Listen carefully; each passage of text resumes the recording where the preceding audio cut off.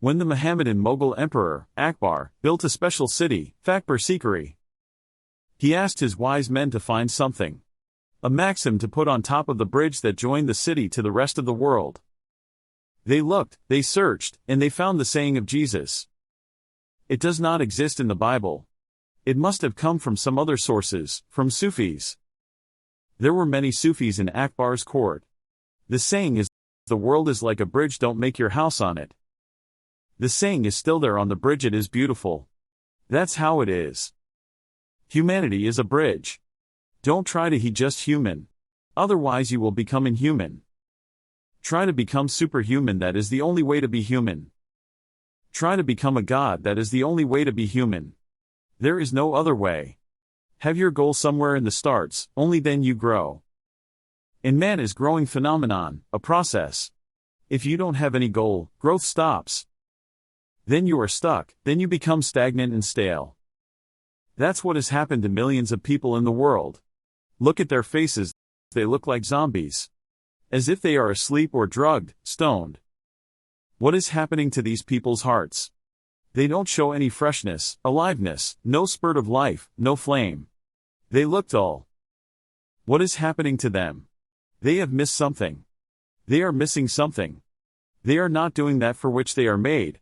They are not fulfilling that destiny, which has to be fulfilled. A man is here to become superhuman. Let Superman be your goal.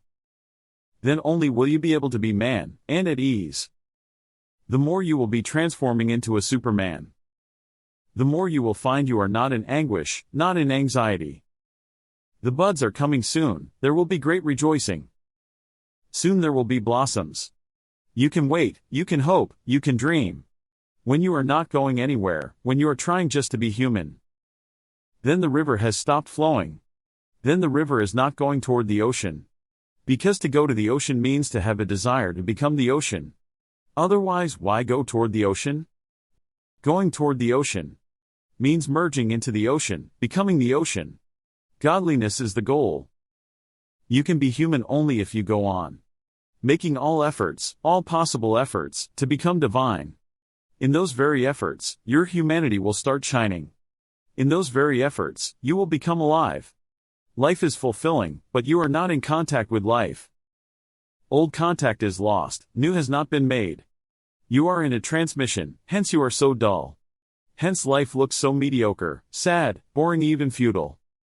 Says Jean-Paul Sartre, man is a useless passion, futile, impotent passion, unnecessarily making much fuss about life. And there is nothing in it. Meaningless is life. The more you become enclosed in yourself, the more life becomes meaningless. Then you are miserable. Then misery has some other payoffs. When you are happy you are ordinary.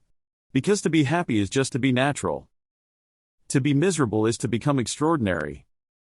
Nothing is special in being happy. Trees are happy. Birds are happy, animals are happy, children are happy. What is special in that? It is just the usual thing in existence. Existence is made of the stuff called happiness. Just look, can't you see trees, so happy? Can't you see the birds singing so happily? Happiness has nothing special in it. Happiness is a very ordinary thing. To be blissful is to be absolutely ordinary. The self, the ego, does not allow that. That's why people talk too much about their miseries. They become special just by talking about their miseries. People go on talking about their illness, their headaches, their stomachaches, their thises and that's. All people are in some way or other hypochondriacs. And if somebody does not believe in your misery, you feel hurt. If somebody sympathizes with you and believes in your misery, even in your exaggerated version of it, you feel very happy. This is something stupid, but has to be understood. Misery makes you special. Misery makes you more egoistic. A miserable man can have a more concentrated ego than a happy man. A happy man really cannot have the ego. Because a person becomes happy only when there is no ego. The more egoless, the more happy. The more happy, the more egoless. You dissolve into happiness. You cannot exist together with happiness, you exist only when there is misery. In happiness there is dissolution. Have you ever seen any happy moment? Watched it? In happiness, you are not. When you are in love, you are not. If love has ever made its abode in your heart, even for a few moments, you are not. When you see the beautiful sun rising, or a full moon night, or a silent lake, or a lotus flower, suddenly you are not. When there is a beauty, you are not. When there is love, you are not. Hearing someone, if you feel there is truth, you simply disappear in that moment. You are not, truth is. Whenever there is something of the beyond, you are not. You have to make space for it. You are only when there is misery. You are only when there is a lie.